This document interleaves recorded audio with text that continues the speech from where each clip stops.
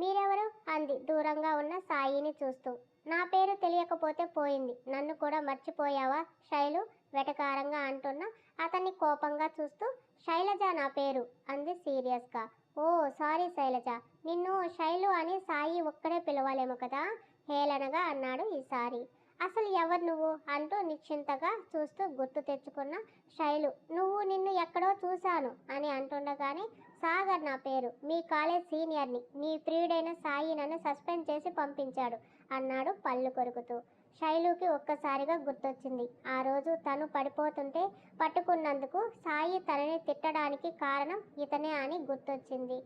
అతన్ని చిరాగ్గా చూస్తూ పట్టించుకోకుండా వెళ్తుంటే, నీ వల్ల నా మామ జైల్లో కూర్చున్నాడు, నిన్ను అంత తేలిగ్గా వదలను శైలజ అన్నాడు కోపంగా. వెళ్తున్నది కాస్త ఆగి, హలో ఏం మాట్లాడుతున్నావు, నీకైనా తెలుస్తుందా అంది కోపంగా. నీలకంఠం గుర్తున్నాడా నీకు? అతను నా మేనమామ, నీ వల్ల సాయి చేతిలో చావు దెబ్బలు తిని జైల్లో కూర్చున్నాడు. అతన్ని మా అత్త వదిలేసిపోయింది. అంతా నీ వల్లే జరిగినా కూడా నీకు గుర్తు లేదా?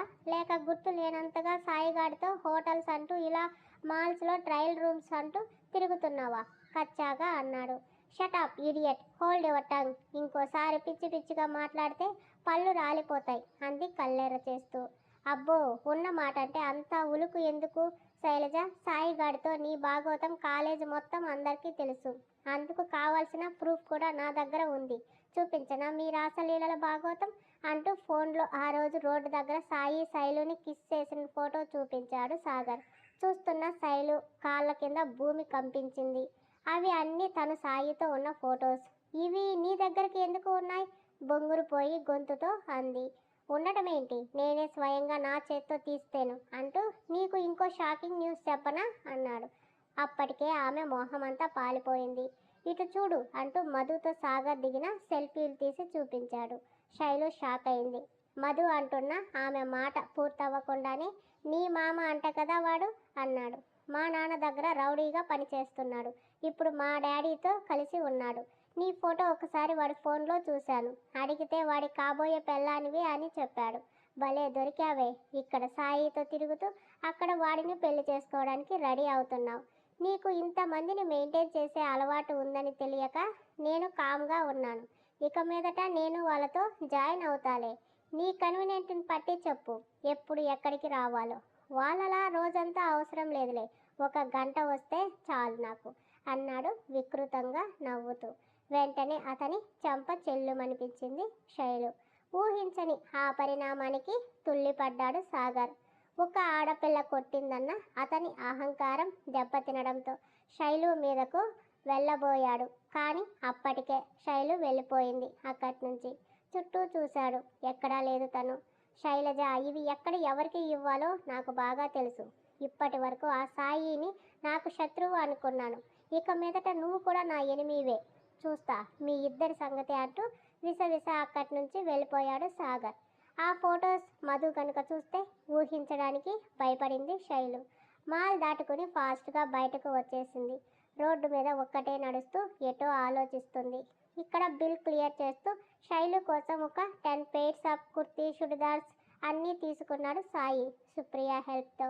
శైలు ఇంకా ట్రయల్ రూమ్లోనే ఉందనుకుంటూ వెళ్ళాడు అక్కడికి. అయితే తను అక్కడ లేకపోవడంతో చుట్టూ చూశాడు, ఎక్కడా కనపడలేదు. సుప్రియ తమన్ దగ్గరకు వచ్చి, శైలు లేదు, ఎక్కడికి వెళ్ళింది అని అడిగాడు. లేదు అన్నయ్య, నాకు కనపడలేదంది. అక్కడే ఉన్న సెక్యూరిటీ సిబ్బంది శైలు పిక్ చూపించి అడగగా తాను ఇంతకు ముందే వెళ్ళిపోయిందని చెప్పాడు. కారులో బ్యాగ్స్ అన్ని పడేసి స్టార్ట్ చేశాడు. ఎక్కడికి వెళ్ళింది అన్నయ్య అని అడిగింది సుప్రియ. ఇక్కడ కాస్ట్ ఎక్కువగా ఉన్నాయని మేడం వద్దు అంది. బయట ఇంకెక్కడైనా చూస్తుందేమో చూడండి, ఎక్కడో ఒక చోట ఉంటుంది అని నార్మల్గా అంటున్న కోపం తన్నుకొస్తుంది సాయికి, చెప్పకుండా వెళ్ళిపోయిందని. కార్ మాల్ నుంచి 1 కిలోమీటర్ వచ్చేసరికి శైలు ఒక్కటే ఎటో ఆలోచిస్తూ నడుస్తుంది రోడ్డు పక్కన. అన్నయ్య అదిగో శైలు అంటూ రోడ్ సైడ్ నడుస్తున్న శైలుని చూసి అరిచింది. అప్పటికే మొత్తం అంతా చూస్తూ వస్తున్న సాయి సుప్రియ చూపించిన సైడ్ చూశాడు. నిమిషంలో శైలు ముందు ఆపి ఫాస్ట్గా కార్ దిగి వచ్చాడు. అప్పటి వరకు ఆలోచనలో ఉన్న శైలు సాయిని ఎదురుగా చూసి కూడా చూడనట్టు వెళ్ళిపోతుంటే అప్పటికే చేరిన కోపం విసుగుతో శైలు రెక్క పుచ్చుకొని వెనక్కు లాగి ఈడ్చి ఒకటి పీకాడు. తుల్లి పడిపోతున్న శైలుని వెంటనే వచ్చి పట్టుకుంది సుప్రియ. కళ్ళలో నీళ్లు గిర్రున తిరిగాయి శైలుకి. చెంప మీద చెయ్యి వేసుకుని కళ్ళ నిండా నీళ్లతో చూస్తున్న శైలుని చూసి వెంటనే గుండెలకు హత్తుకున్నాడు సాయి. సుప్రియ తమన్ నివ్వెరపోయి చూస్తూ ఒకరి మొహాలు ఒకరు చూసుకున్నారు. వెంటనే కన్ఫామ్ అయ్యింది వాళ్ళకి సాయి శైలుని డీప్గా లవ్ చేస్తున్నాడని. ఫోన్ తీసుకొని డ్రైవర్కి కాల్ చేసి అడ్రస్ చెప్పి రమ్మంటూ మీరు ఇంటికి వెళ్ళండి, 5 మినిట్స్లో డ్రైవర్ వస్తాడు అని చెప్పి గుండెలకు హత్తుకుని ఉన్న శైలు చెయ్యి పట్టుకుని కార్ ఎక్కించి తను ఎక్కి వితిన్ సెకండ్స్లో కనుమరుగయ్యారు. తమన్ మనం చూస్తుంది నిజమేనరా? ఇంకా షాక్లోనే ఉన్న సుప్రియ అవాక్ అయిపోతూ అంది. నా బెస్ట్ ఫ్రెండ్ అయిన the great Sai Siddharth alias సాయినే సుప్రియ. కాకపోతే ఆరోగెంట్ సాయి కాస్త సైకిక్ లవర్ సాయిగా మారిపోయాడు అంటూ నవ్వాడు తమన్. ఇది మాత్రం కలేరా? అసలు ప్రేమ లేదు, పెళ్లి వద్దన్నవాడేనా ఇప్పుడు శైలు కోసం ఇంతలా మారిపోయాడు? అమ్మాయిలని చిన్న చూపుగా చేసి మాట్లాడిన వాడేనా ఇలా శైలు కోసం తనే స్వయంగా షాపింగ్ చేసి ఏరుకోరి మరీ సెలెక్ట్ చేసింది? అస్సలు నమ్మలేకపోతున్నారా? నమ్మాలి సుప్రియ అంటూ తన భుజం మీద చెయ్యి వేసి నడిపిస్తూ అన్నాడు తమన్. రే ఏంటి అన్న లవ్లో ఉంటే నాతో అడ్వాంటేజ్ తీసుకుంటున్నావు అంటూ చెయ్యి తోసింది.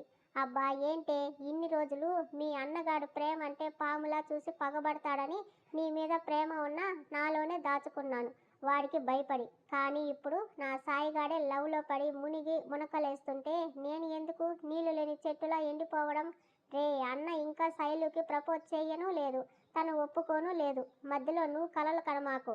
అదేంటే అలా అంటావు? శైలుని సాయి ఆల్రెడీ ప్రాణంగా లవ్ చేస్తున్నాడు. కాకపోతే బాబుకి ఈగో అడ్డొచ్చి ఆ మాట ఒప్పుకోవడానికి అడ్డం పడుతుంది అంతే.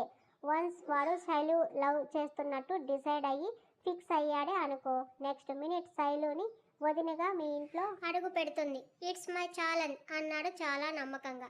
అది నిజమైతే బాగుండు. నిజంగా శైలు నాకు చాలా బాగా నచ్చింది. తన మాటలు, అందం, ముఖ్యంగా ఇతరుల నుంచి ఏది ఆశించని తన గుణం. ఒక్కటి చెప్పనా, ఇంకెవరైనా అయితే నాలాంటి డబ్బు ఉన్న ఫ్రెండ్ దొరకగానే ఫ్రెండ్షిప్ పేరుతో యూజ్ చేసుకోవాలని చూస్తారు. కానీ శైలు నాకే వార్నింగ్ ఇచ్చింది, తనకు ఎలాంటి డబ్బు సహాయం చెయ్యకూడదని. అంతెందుకు, నా ఫ్రెండ్స్ నేను శైలుతో మాట్లాడుతూ క్లోజ్గా ఉన్నానని నాతో మాట్లాడటం మానేసి కొత్త ఫ్రెండ్స్ని వెతుక్కున్నారు. అలాంటి వాళ్ళలా కాదురా శైలు, షీఈస్ యూనిక్ గర్ల్, అందుకే మా అన్నకి నచ్చిందేమో కానీ అంటూ ఆగింది సుప్రియ మాట. అప్పటి వరకు సుప్రియాని కన్నార్పకుండా చూస్తున్న తమన్ ఆమె మాట్లాడకపోవడం చూసి ఇంకా ఏంటే నీ డౌట్ అన్నాడు బుగ్గలాగుతూ. తమన్ షోల్డర్ మీద తల అంచుకుంటూ అన్న లవ్ అని రియలైజ్ అయ్యి శైలుకి ప్రపోజ్ చేసిన శైలు ఒప్పుకోదు. ఒకవేళ తనకి సాయి అంటే ఇష్టం ఉండి ఓకే అన్న ఇంట్లో ఒప్పుకోవాలి. ఇదంతా అయ్యే పనేనా? దిగులుగా అంది సుప్రియ. ఆమె భుజం చుట్టూ చెయ్యి వేసి నువ్వు జరగాలని గట్టిగా కోరుకోవే. మీ అన్న ఎలాగైనా సరే శైలుని తీసుకొచ్చి నీకు వదినని ఆ ఇంటికి యువరాణిని చేస్తాడు. మరి నేను ఏమి అవ్వాలి? శైలు యువరాణి అయితే బొంగముద్దు పెట్టింది సుప్రియ. నువ్వు అప్పుడు నాతో మా ఇంటికి వచ్చేస్తావు కదా, సో నువ్వు నా రాణివి అవుతావు అంటూ బుగ్గ మీద ముద్దు పెట్టాడు. అతని పెదవులు తన చంపను తాకగానే ముడుచుకుపోయింది సుప్రియ. ఆమె ముఖం, బుగ్గలు, పెదాలు ఎర్రగా మారాయి సిగ్గుతో. అది చూస్తున్న Thaman Supriya I love you రా అన్నాడు గారంగా. వింటున్న సుప్రియ షాక్ అయింది. ఎంత షాక్ అయింది అంటే కార్లో ఇంటికి వచ్చింది కూడా తెలియనంతగా. డ్రైవర్ కార్ని పార్కింగ్ చేసి దిగి వెళ్ళిపోయాడు. తమన్ సుప్రియ పక్కనే కూర్చుని ఉన్నాడు. సుప్రియ అన్నాడు ప్రేమగా. షాక్ నుంచి తేరుకున్న సుప్రియ తల తిప్పి చూసింది తమన్ని. నువ్వంటే నాకు చాలా ఇష్టం బంగారం, చిన్నప్పటి నుంచి. కానీ నీ సైకో అన్నగాడికి బెదిరి నా లవ్ని నీకు ఎప్పుడూ చెప్పలేదు. ఇప్పుడు ధైర్యం చేసి చెప్పేశాను. నీ ఆన్సర్ ఏంటి అన్నది కూడా నాకు తెలుసు, అందుకే అంటూ ఆగాడు. అయోమయంగా చూసింది సుప్రియ. అమాయకంగా ఉన్న ఆమె క్యూట్ ఫేస్ని చూస్తూ ఆమెకు దగ్గరగా వచ్చి ఆమె చూస్తుండగానే ఆమె లిప్స్ అందుకున్నాడు. షాక్తో కళ్ళు పెద్దవి చేసింది. అతని నెక్ చుట్టూతా చేరిపోయిన ఆమె చేతులు అతనికి అంగీకారం తెలిపేసరికి ముద్దుని మరింత గాఢంగా మార్చేస్తూ ఆమెని ఇంకా గట్టిగా కౌగిలించుకున్నాడు తమన్. మొదటి ముద్దుని తనివి తీరా రుచి చూసిన ఇద్దరు దూరం జరగడం మర్చిపోయారు. అతని ప్రేమ అంతా ఒకే ముద్దులో చూపించడంతో సిగ్గుతో మెలికలు తిరుగుతూ కార్ దిగి లోపలికి పరిగెత్తింది. తన మనసులోని మాట చెప్పి తొలి ముద్దుని రుచి చూసిన ఇంకా నమ్మలేనట్టుగానే ఉన్నాడు. ఇంటికి వెళ్ళే వరకు హాట్గా ఫైర్గా ఉన్న సాయి శైలుని నేరుగా తన ఛాంబర్ రూమ్కి తీసుకొచ్చాడు. కాదు లాక్కొచ్చాడు. అతని వెంట బొమ్మలా వచ్చింది శైలజ. చాంబర్ డోర్ లాక్ చేసి పర్సనల్ రూమ్ డోర్ ఓపెన్ చేశాడు. అసలేంటి నీ ఉద్దేశం? ఏమనుకుంటున్నావు నువ్వు అని లోపలికి విసురుగా లాక్కొస్తూ కోపంగా అరిచాడు. మాట్లాడలేదు శైలు. తన ఆలోచనలన్నీ సాగర్ తనకు చూపించిన ఫోటోలు, మధుకి అతను తెలుసంటూ బెదిరించి చెప్పిన మాటలే గుర్తుకు వస్తుంటే భయంతో చెమటలు పట్టుకున్న శైలు అరిచాడు. ఉలిక్కిపడి చూసింది. ఎర్రగా మారి కోపంగా ఉన్న సాయి ఫేస్ చూశాక గాని తెలియలేదు తను ఎక్కడ ఉంది. అంది కన్నీళ్లతో. అవి ఆమె అస్తిత్వానికి గుర్తుగా వస్తున్నాయని తెలియని సాయికి ఆ కన్నీటిని చూసి చిరాకు పుట్టింది. ఏంటే అంటూ ఆమె మోచేయి పట్టుకుని ఫోర్స్గా లాక్కున్నాడు. ఎందుకు చెప్పా పెట్టకుండా వచ్చేసావు? అప్పటిదాకా బాగానే ఉన్నావుగా, అంతలోని ఏం వచ్చింది నీకు? ఓ, మళ్ళా నీ క్యారెక్టర్, నీ సెల్ఫ్ రెస్పెక్ట్ గుర్తొచ్చి పరిగెత్తావా బయటకు? సీరియస్గా చూస్తూ కోపంగా అన్నాడు. అదేం లేదు అనబోయి కూడా ఆగిపోతూ, వద్దు సాయి, ఇదంతా ఆపేస్తే నీకు నాకు మంచిది అంది ఎటో చూస్తూ. రిపీట్ అగేసాలో చిట్లిస్తూ అన్నాడు. చెప్తున్నానుగా వద్దని, వదిలేయి అంది లేని చిరాకు తెచ్చుకుంటూ. వదిలేస్తే ఏం చేస్తావు? అతన్ని పట్టుకి ఆమె మోచే ఎర్రగా తేలుతుంది. నొప్పికి ఉబికి వస్తున్న కన్నీరుని కనురెప్పల మాటున బిగబట్టింది గట్టిగా. చెప్పు, వదిలేస్తే ఏం చేస్తావు? నాకు దూరంగా పారిపోతావా, లేక ఇంకెవరినైనా కట్టుకుంటావా? అసహనం అంతా గొంతులో చేర్చి ఫ్రస్ట్రేట్ అవుతూ అన్నాడు. సమాధానం లేదు శైలు దగ్గర. అతనికి దూరం వెళ్ళడానికి కారణం సరిగా తనకే తెలియడం లేదు. ఎప్పుడు ఏం జరుగుతుందో అన్న భయం తప్ప అతని దగ్గర తనకు ఎలాంటి ప్రాబ్లం లేదని తెలుసు తనకి. కానీ తన మనసు అతనికి దగ్గర అవ్వమంటున్న బుద్ధి వద్దని వారిస్తుంది. Answer my question. నిస్తేజంగా నిస్సహాయత కలగలిపిన చూపు ఒకటి చూసింది. ఏదో మాట్లాడబోతూ ఆమె చూసిన వేల చూపులు అతని హృదయాన్ని నేరుగా తాకడంతో కోపం ఎగిరిపోయింది.